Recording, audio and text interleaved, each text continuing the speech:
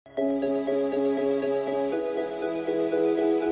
and welcome back to Auto Red Max. Bersama gue lagi Bagas, dan sekarang kita sudah berada di MG5 EV, di mana sebenarnya MG5 ini adalah Rowe EI5 di Tiongkok sana. Makanya desain itu masih mengikuti ke mobil-mobil sedan dari Jerman. Kayak misalkan dilihat-lihat nih ya, secara overall desain eksterior itu kayak si VW Jetta atau station wagon. Ya, masih ngikut banget sih.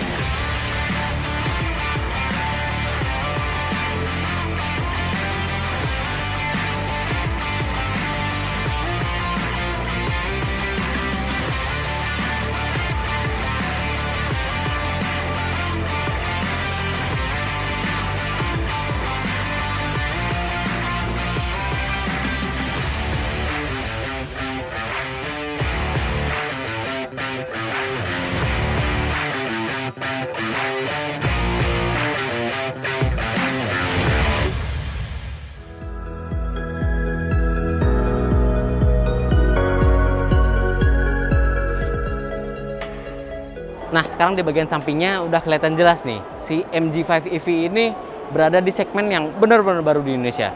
Sebuah station wagon tapi fully electric vehicle, ya kan? Walaupun memang secara garis besar desain ya tetap bahasa desainnya ke sedan Jerman. Walaupun yang gua nggak suka adalah garis desainnya udah konsisten, lurus ya kan dari depan, tapi ke belakangnya tiba-tiba ngelekuk ke atas. Jadi nggak konsisten di bagian sini, di pilar C-nya nih nggak konsisten. Sayang nih ketukan ke atasnya. Untuk profil bannya sendiri dia menggunakan Bridgestone Ecopia dengan profil ban 205/60 dengan lingkar velg dia R16.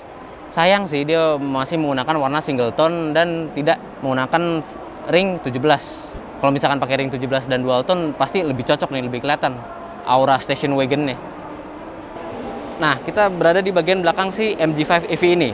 Gue nggak terlalu banyak mau komentar sih di sini karena penggunaan chrome-nya sih udah pas tanpa adanya fake exhaust ya. Karena ini kan sebuah mobil listrik. Walaupun memang untuk perlampuannya dia LED-nya bar, tapi sisanya masih halogen. Ya itu aja sih di bagian belakang. Gue nggak terlalu mau banyak komentar sih karena ya nggak terlalu baik. Arah kiblatnya masih desain Jerman. Yang mau gue omongin adalah namanya ini nih. Kalau di Indonesia namanya kan MG5 EV, tapi kalau di Thailand, di negeri tangga, dia itu namanya si MG EP. Jadi cuma 2 huruf doang tuh, MG F gitu ya. Namanya kayak agak nggak enak gitu kalau disebutin F ya. Ya udahlah kita sebut EP aja deh. Oke, sekarang kita sudah berada di interior MG5 EV.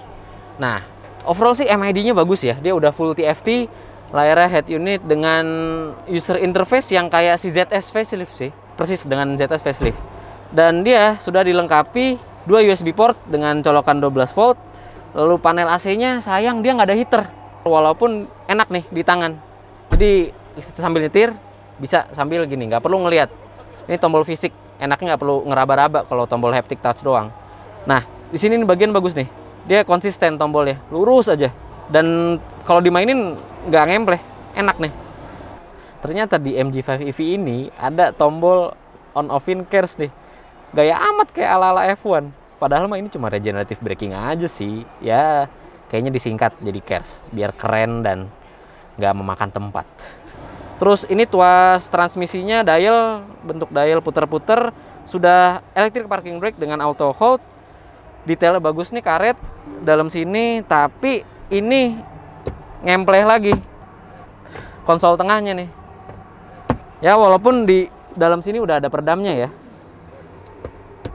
Oke, overall sih itu sih. Jeleknya adalah dia sini masih hard plastik, motif karbon, panel tengah dashboard udah soft touch, konsisten ke bagian door trim, dan juga ini dia belum teleskopik, masih tilt. Nih, masih tilt dia, nggak bisa teleskopik. Sayangnya itu. MG5 EV ini juga sudah dilengkapi dengan sunroof yang walaupun kecil tapi yang penting ada sih. Untuk kelas station wagon kalau nggak ada sunroof kayak sayang banget gitu loh, nggak dimanfaatin atap panjangnya. Terus ini udah ada vanity mirror walau lampu LED ini nggak nyala nih. Kenapa ya nggak nyala nih lampu LED-nya? Sayang aja sih. Ya mungkin di versi aslinya dia bisa nyala sih. Ini kayak mungkin error aja lah. Ya. Satu lagi nih, kalau kalian nggak percaya ini mobil dari Thailand, kita buka display. Nah, ganti deh tuh bahasanya ke Thailand nih. Sawadee Cup, Kapun Cup. Kalau gue ganti, wah gue nggak tahu settingan apa nih. Nah lo, udahlah English aja lah biar aman. Oke, itu aja. Yuk kita bahas bagian ruang baterainya.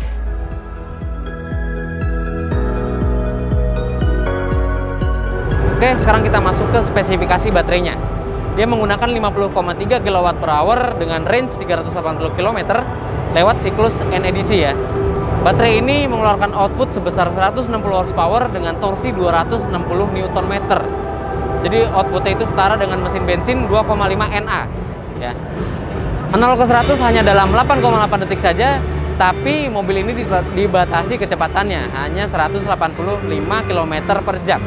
Ya, siapa sih yang mau bawa mobil ini sampai kecepatan 180? Kayak agak nggak yakin gitu sih. Oke, tapi yang mau gue highlight bukan angka-angka buat kutu buku ya.